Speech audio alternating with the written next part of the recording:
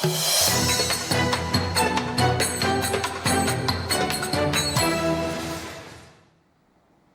evening.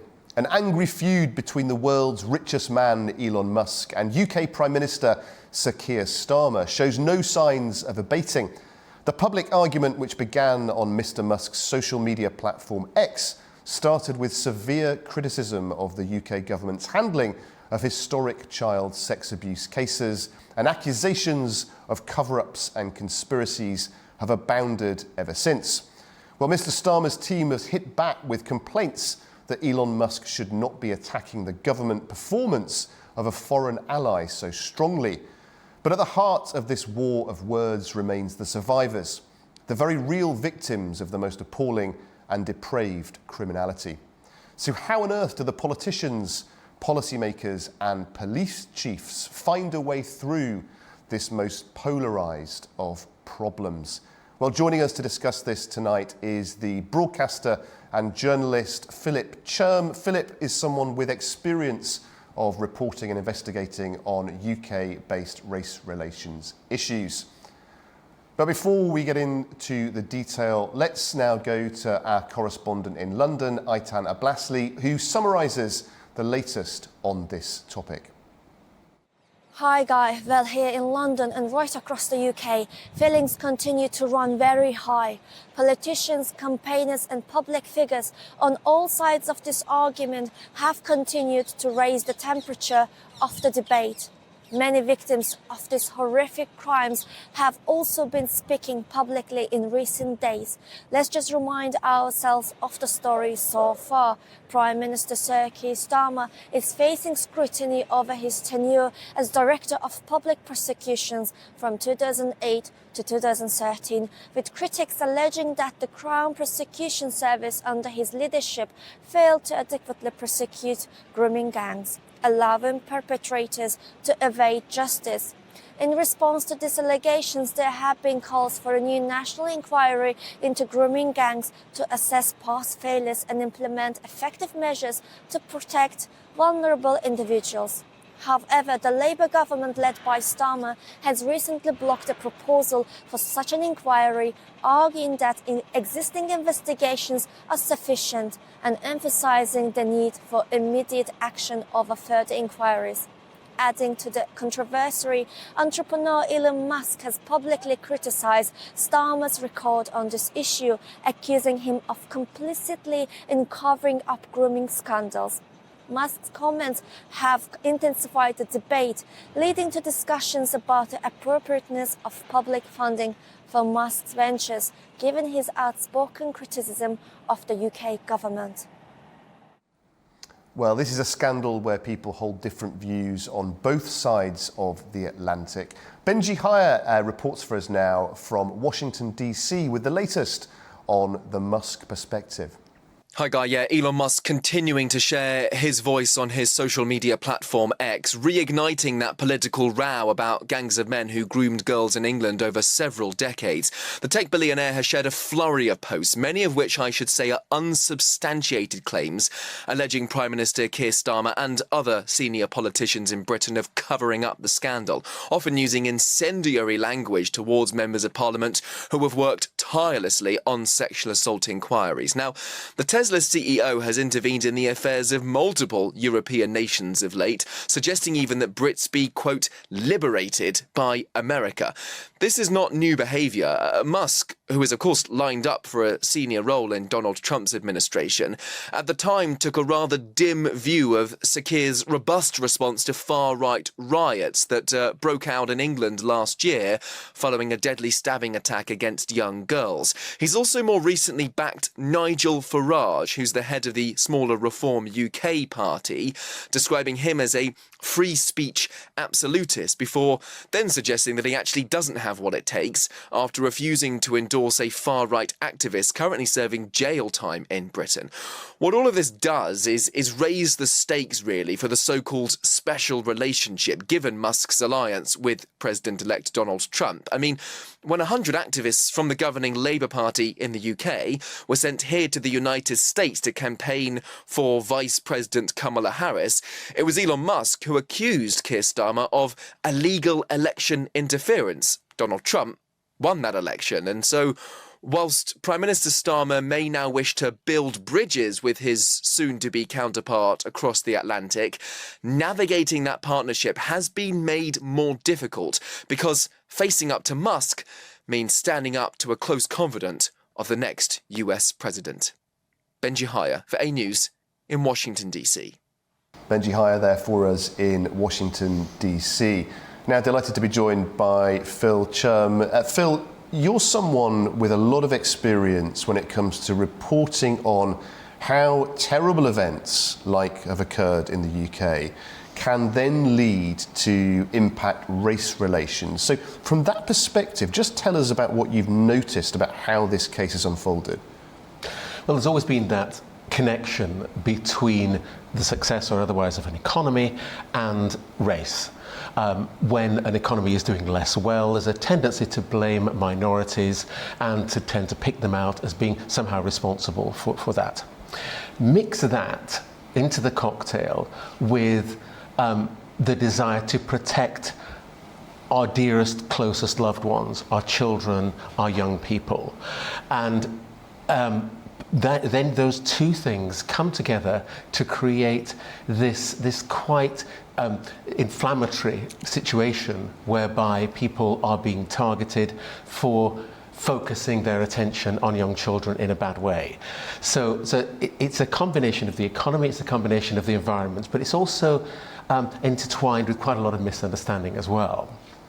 Now, one of the things that has been seized upon, spoken about in this very polarised debate that's become quite unpleasant in places on social media is this sense of a cover-up, and is also this sense of political correctness, an idea that there are certain elements of a particular crime that should not be mentioned in case that were to inflame race relations. Give us your perspective on that and what the most sensible way you think is to approach that discussion. It's absolutely true that there has been a very wide-scale perception that that's the case. And indeed, police chiefs have now acknowledged that there was to some extent concern about if they were to focus their attention on one particular ethnic group, in this instance it's Pakistani men, then they would be accused of being racist. But it doesn't entirely take into account a lot of the other factors that are involved. What they've now had to do is to expand that to say any kind of proper investigation is going to have to take into account a whole list of factors, so not just the ethnicity of the perpetrators of the crime, but also the vulnerability and the reasons for the vulnerability of the victims, and also some of the social and economic factors as well. And I suppose this gets us into this old debate about causation versus correlation. There have been some voices that we've heard on social media that have seemed to suggest that there might be something inherent within some communities that might make these terrible crimes more likely. But you've been looking at other factors too, which seem to be more reasonable, I guess, in terms of looking at reasons perhaps why things have occurred. Well, indeed, but if we can actually look at those actual groups themselves, first of all, there has been this perception that Pakistani men, Asian men, are more likely to be the perpetrators of sexual abuse against young children. In actual fact, official figures that have come out from a group called the Hydrant Programme. The Hydrant Programme is actually linked to chiefs of police across the country. And they point out a few quite interesting statistics. They say that the UK population is around 82% white. However, 85% of suspects of sexual abuse cases are white. 9% of the population is Asian. That would include Pakistani men, but just 7% of the suspects in sexual abuse cases are Asian. So the figures in a way don't add up. Another stat that's probably worth looking at here is that more than half of what are called group-based sexual abuse cases in the country are carried out by other children. 2/3 of the cases are carried out by family members. So not people coming in from outside the country, not strangers at all. So when looking at some of these figures, we do have to take into account some of those. But there are other factors as well, as you said, economic factors. And one of the big areas that's beginning to emerge is that of nighttime economies. In almost every major city, urban environment in the world, when they are having to run at night, if people want taxis, if they want takeaways, if they want their shops to be open, they are predominantly run by first, sometimes second generation immigrants, because it is argued that these are the people who are happy to do this work. As a percentage of those of the people doing that work, it's a figure that's rising amongst immigrant communities and falling in the white communities. Fewer white people are running the nighttime economy. Then, if we take into account the other factor, which is vulnerable girls, vulnerable, often very young girls, what we mean by vulnerable there is often that they live in care, they have often quite difficult home backgrounds, and there is a tendency, it has been found, for them not to want to stay in their houses or their places of care. So they go out at night. In the process of doing that, they have transport, they're given transport, they're given food, they're given other things. And so they befriend groups of men who happen to be part of the nighttime economy, and those men then tend to go on, in some cases, and sexually abuse them, take advantage of that. And this is a particular area that is growing, and this area of study is an area that's growing, and that is an area that people are beginning to look at when they're looking into the various investigations. And so perhaps when people like Elon Musk come along and make the comments that they do, it is only an incredibly narrow vision of what is a huge, not just criminal or racial element, it is a huge social issue. And as you rightly say, this is something that obviously preys on the very worst fears of parents and anyone in society. Is there any evidence that actually these appalling crimes, this type of criminality, is dramatically increasing? Or does it just appear so because it's fueled by so much attention that we see in the media? There is an incident, there is certainly a greater incidence of reporting the crime. What that then shows is that there appear to be a lot more cases because more people are feeling comfortable or safe to be able to report it than before. But it's still perceived that there's a great gap between the incidents that take place and the real numbers. And part of that is exactly to do with the group that I explained before, which is vulnerable girls, often in care, who may have been in trouble with the police before or with social services, and don't trust authority. So they don't feel that going to authority is going to be something that's going to help them or support them.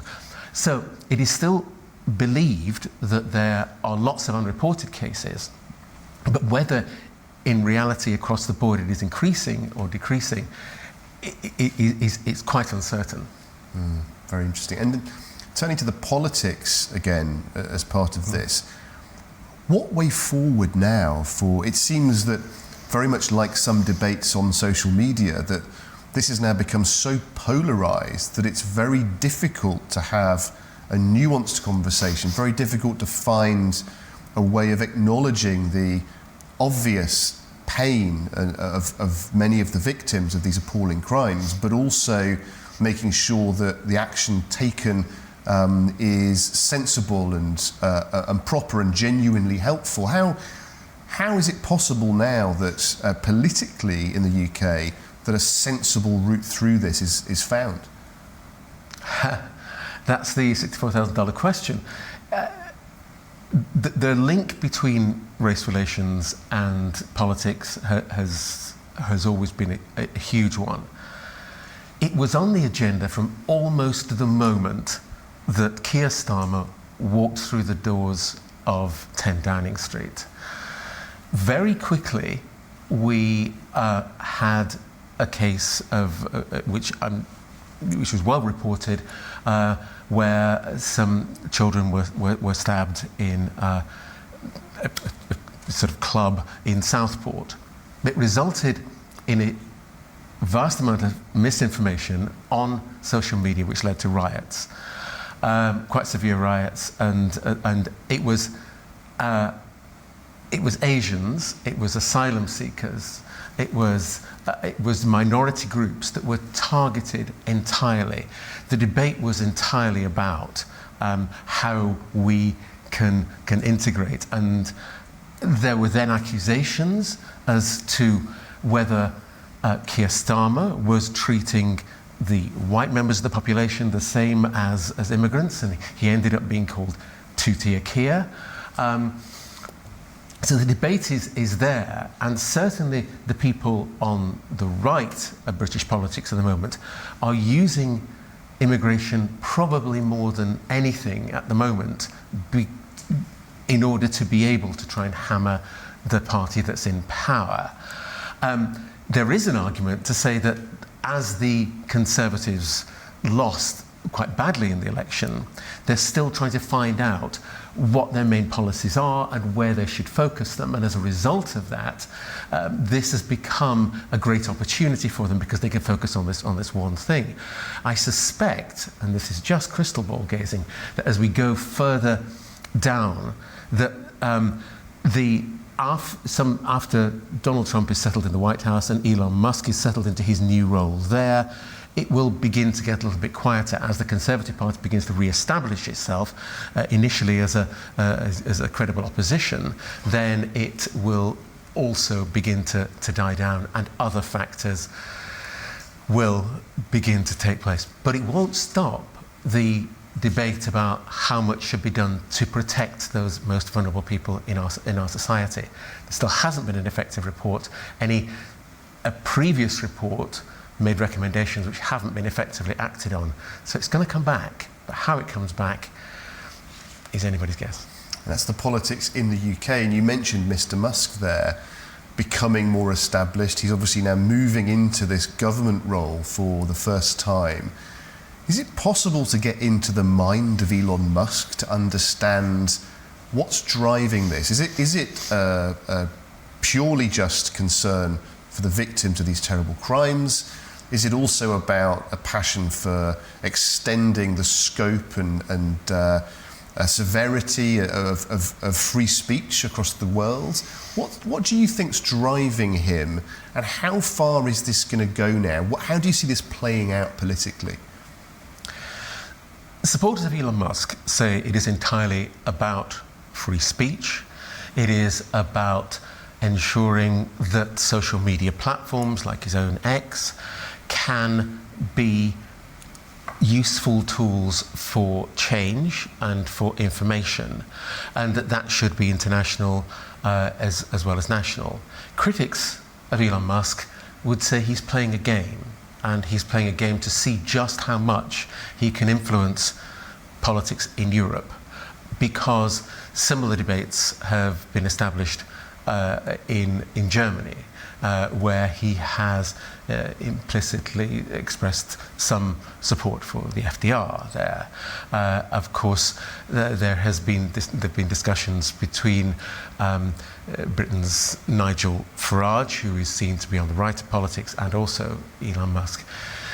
What his long-term strategy is, we don't really know yet, and I think even many US political analysts would be slightly scratching their head. I think part of it is just to ensure that he has this world influence and that he is being listened to. So whether that can be done for the purposes of positive change, or whether it's simply to get some kind of political clause into different political systems, again, remains to be seen. Do you think that perhaps sometimes we can attach too much credit to powerful individuals, that, you know, possibly being the richest man in the world, having an IQ of 180 or whatever it is, that doesn't preclude you from becoming captured by passions and whims and then becoming involved in debates that actually you perhaps would regret? Do you think everything is strategic and planned, or often do you think individuals, even the powerful ones, can make errors? I think there's undoubtedly a case. I mean, history will show that many often powerful, vocal and intelligent people have made mistakes. There is a tendency to look at Elon Musk and say that he is indeed impulsive.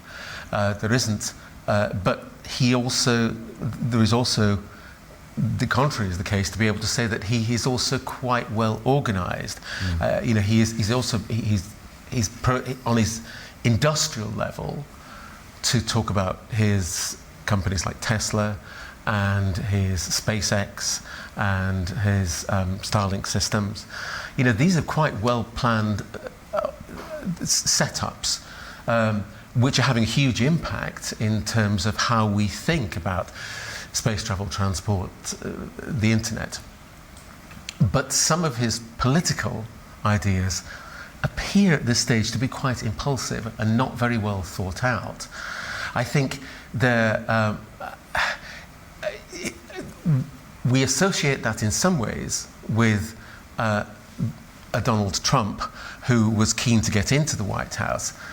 When Donald Trump is in the White House and is faced with the same issues, and we saw this before in his previous tenure between 2016 and 2020, maybe some of those areas will be curbed by the people around them, whereby some of the great ideas that they have maybe thought, maybe not so great, maybe that's not practical.